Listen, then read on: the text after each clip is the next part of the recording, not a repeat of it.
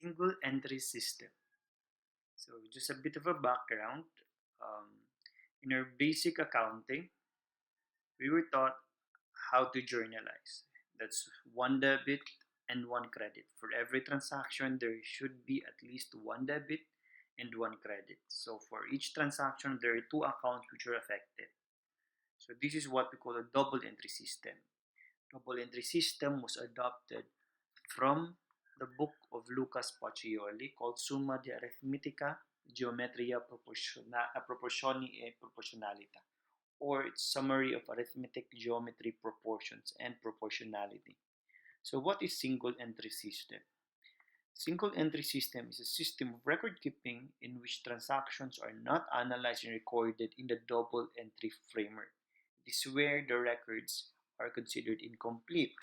So most of the time, the proprietor normally maintains a cash book which records all cash receipts and cash disbursements. You have a list of open accounts, customers with open accounts with balances, and a list of payables to certain suppliers. Sometimes the entity also maintains a record of assets which have been acquired. Most likely, it refers to fixed assets. Now, single entry is more or less the same with cash and accrual. That's why knowledge or the methods used in cash versus accrual basis of accounting is more or less um, can be applied in the single entry problems. So common problems about single entry normally involve determination of income, preparation of income statement, and preparation of balance sheet. So particularly for the last two, um, most of the time, since you have an incomplete record and you're required to file financial statements at the end of the year, you're made to prepare income statement and balance sheet out of the incomplete records. So for purposes of this problem solving, it's important that you revisit your learnings concerning the capital account and the retained earnings account, particularly the components of those accounts. Better yet, the statement of changes in owner's equity and the statement of retained earnings. For the practice problems, we will limit ourselves with four problems, the common problems due to limitation of time provided in Facebook, or I'm sorry, in YouTube. So we have problem number one, Sile Company. Sile Company started his business some years ago. As of the beginning of the year, the capital account of Sile Company had 1 million balance. During the current year, he made additional investments amounting to 300,000. His total assets increased by 2 million. Its year-end liability last year was 650,000.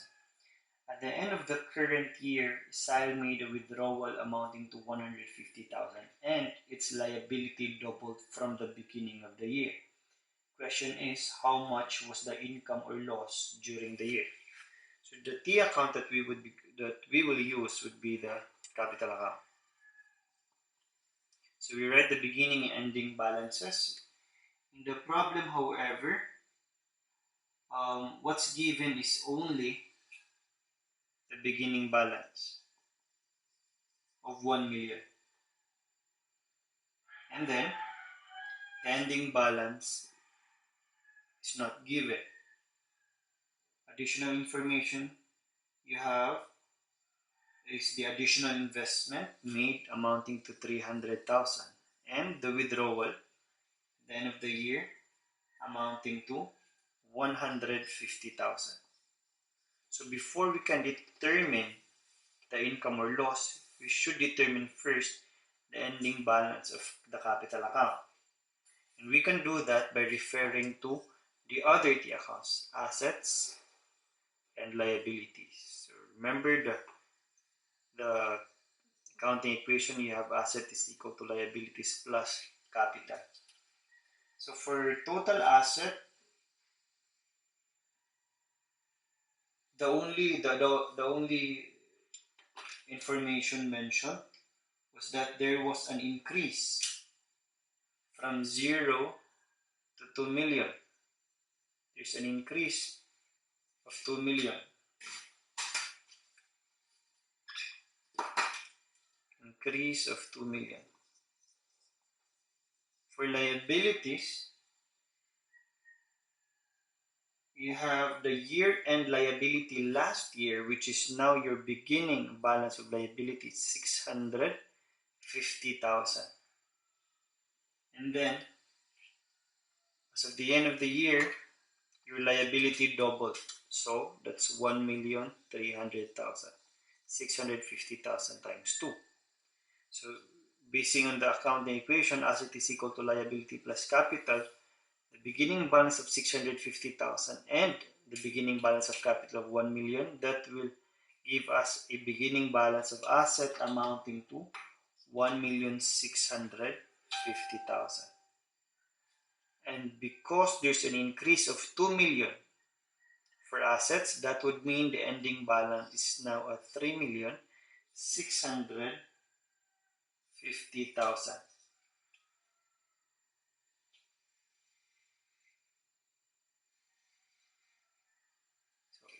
So 1,650,000 plus 2 million, you have 3,650,000. So from there, we can now determine the ending balance of capital. So 3,650,000 minus 1.3 million, this would be 2,350,000.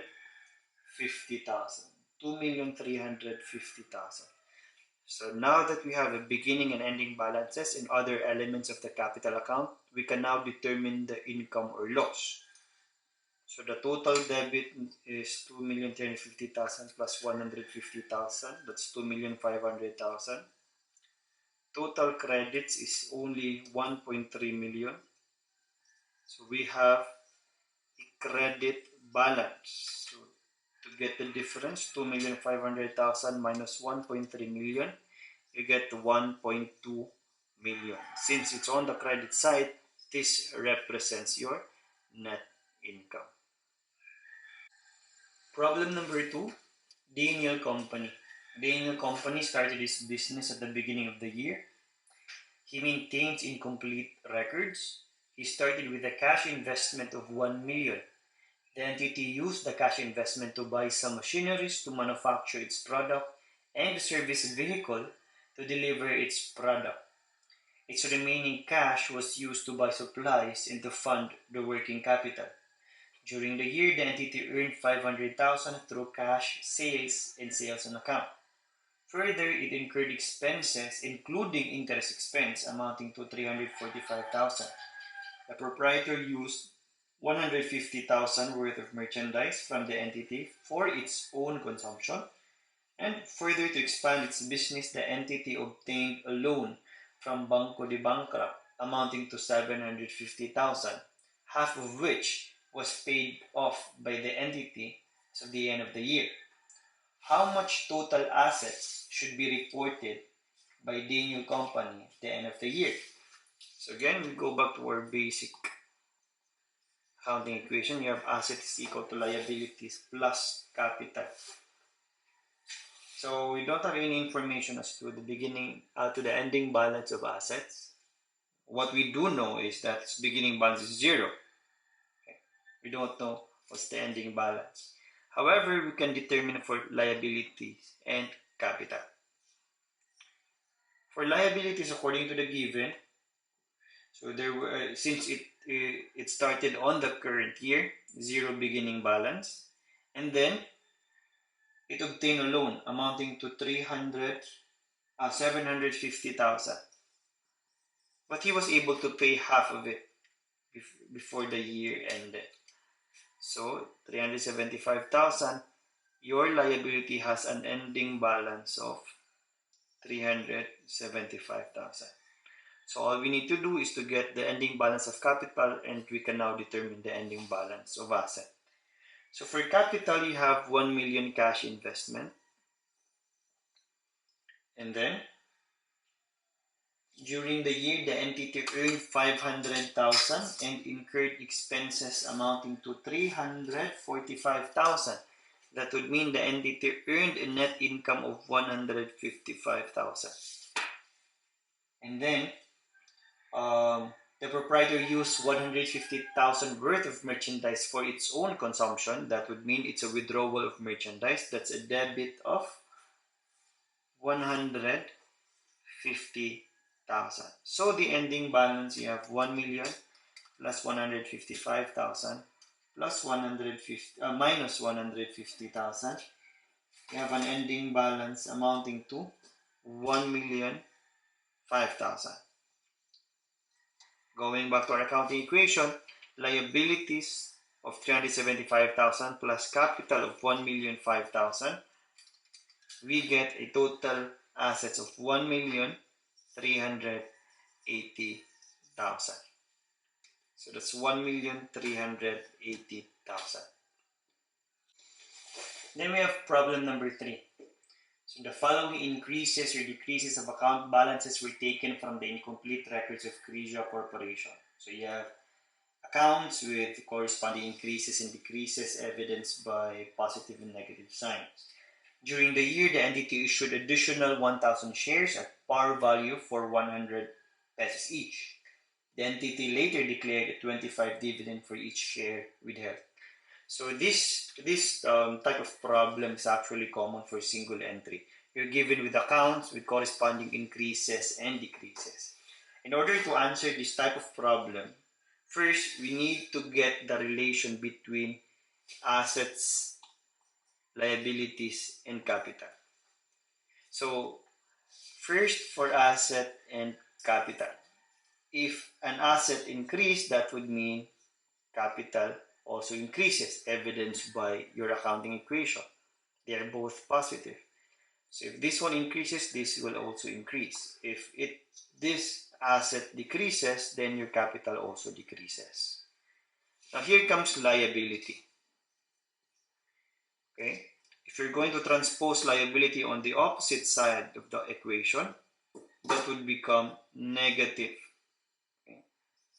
Negative. That would mean the relationship between liability and capital is what we call inverse. Asset and capital is direct. Liability and capital is inverse. That would mean if there's an increase in liability, there would be a corresponding decrease in capital.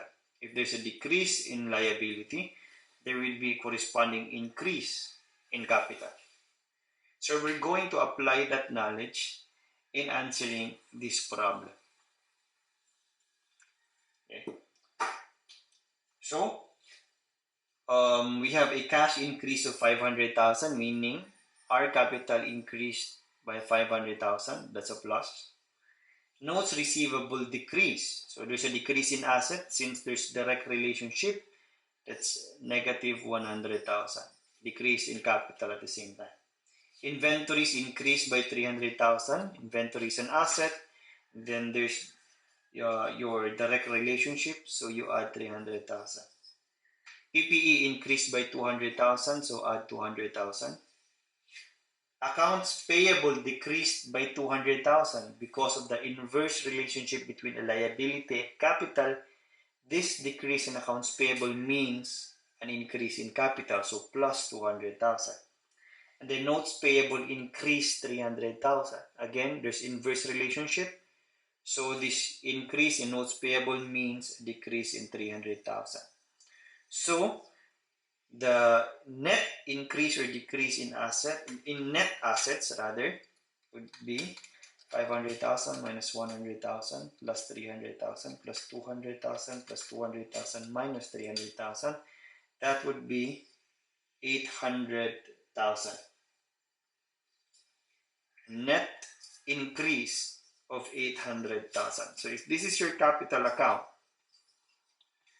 or your net assets to be net asset or capital account, to show that there's an increase, you can start with 0 and then 800,000. You can actually use any figures as long as the increase is 800,000. So you can have 1 and 800,000 in 1, or 100,000 and 900,000, as long as the difference between the beginning and ending balance is 800,000. And then you add on additional information. So during the year, the entity issued additional 1,000 shares at par value for 100 pesos each. That would mean the net asset T account has increased by 100 times 1,000. It's That's 100,000. At the same time, there were dividends declared, 25 pesos for each shares outstanding. So that's 25,000 on the debit side.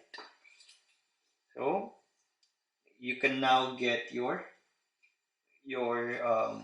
net income or loss. So the total debit adds up to 825,000. Well, in the credit side, you only have 100,000. That means you have a credit balance of 725,000, which is your net income for the year. Now, to show you that you can actually use any other figures as long as the difference between beginning and ending balance is 800,000. Let's just say your beginning balance is 100,000. And then because of an increase of 800,000, your ending balance would become 900,000. So you have 100,000, additional 100,000 for the additional shares issued, dividends 25,000. Your total debits would now add up to 925,000, less 200,000 on the credit side. You will still arrive at the same answer, 725,000. So the important thing you have to take note in this kind of problem is that sometimes in a problem they will also provide the increase or decrease of a capital component. For example, increase in ordinary share capital or increase in share premium. Take note, you do not apply it the same way as asset and liabilities. What you're going to do with that type of problem is that you reflect that increase or decrease in share capital or share premium here in the net asset or capital T account. So you have there certain problems in the book. You can use that to practice. Then we have the last problem, problem number 4. The following increases and decreases were taken from Lytle Corporation's incomplete accounting records. You have assets, 800,000 decrease, liabilities, 500,000 decrease, increase in share capital, and increase in share premium. There were no other share capital transactions other than the declaration of dividends amounting to 700,000.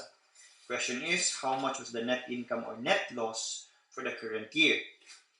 So, same as before, you take the relationship between assets and capital or net assets and liabilities and net assets.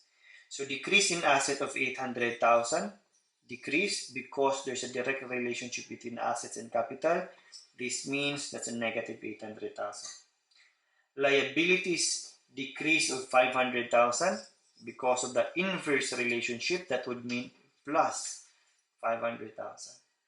Then you have an increase of share capital and share premium. As I have mentioned before, if you have an increase or decrease of a share capital component or a capital component, you don't apply it this way. You will reflect that change in the T account. So we'll stop here first.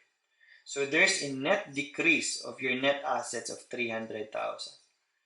To make it easier, capital account, we can start with 300,000 as beginning balance and 0.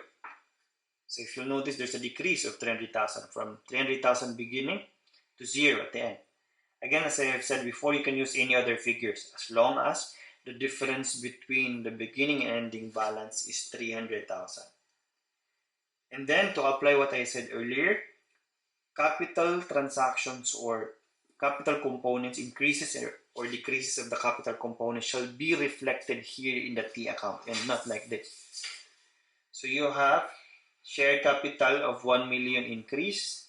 It's a credit because that's an increase, and share premium of 500,000. Then there is your dividend declaration amounting to 700,000. That's all there is. So you get the total debits and credits. For total debits, that would be 700,000. Total credit is 1,800,000. Okay, that would mean you get the difference. You have a debit balance amounting to 1,100,000. Because that's a debit balance, that means that's a net loss. So again, as I've said, If there are given in the problem showing increases or decreases in a share capital account or a component of a capital account, you do not do it the same way as assets and liabilities. You reflect it in the T account for the net assets or capital.